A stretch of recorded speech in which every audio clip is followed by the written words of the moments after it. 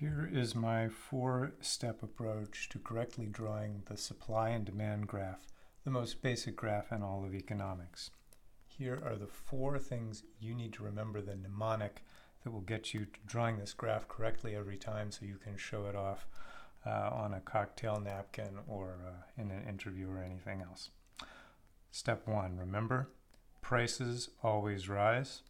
Step 2, an expression from the old days of manual typesetting that my teachers used to use. You don't hear it so much anymore, but you may find it in an old book or a movie.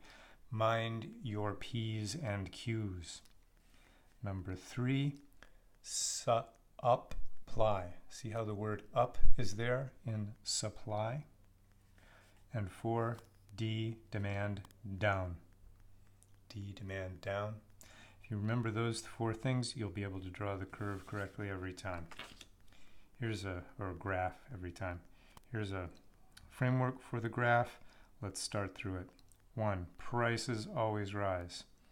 So P for price, and prices always rise, say the real estate market in Oahu, that is going to be the axis that goes up. So price always rises. There's P for price. Second, mind your P's and Q's. So if this is P, by default, this is Q. And it's across this combination of price and quantity that the supply and demand curves are drawn. The first we'll draw is apply, so that's pretty obvious. Remember, it goes up. So here is a apply curve, label with an S for supply. And this makes sense. Imagine that this price column here is for tofu. If tofu is very, very cheap, the companies making tofu won't make very much of it. As the price rises, the producers will produce an ever-increasing amount of tofu until you get, up here and prices are quite high and they're making a lot. Then the last piece of the graph is demand down. So that's viewed from the standpoint of the consumer. Demand down, so that's going to be a downward sloping curve. Will be labeled with D.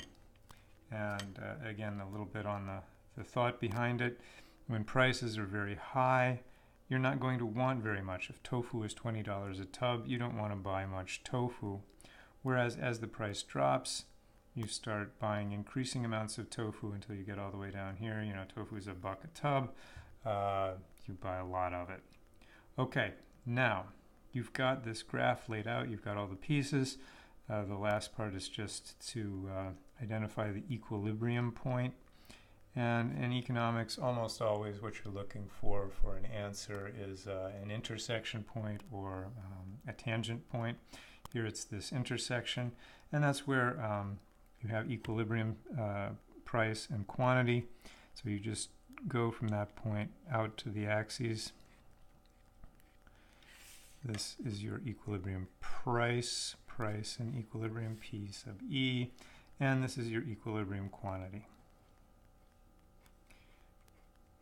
labeled Q sub E, and there you have it. You can remember prices always rise. Mind your P's and Q's. You'll have the layout of the graph correct. Then just lay on it. Apply and demand down. Find the intersection and you're done.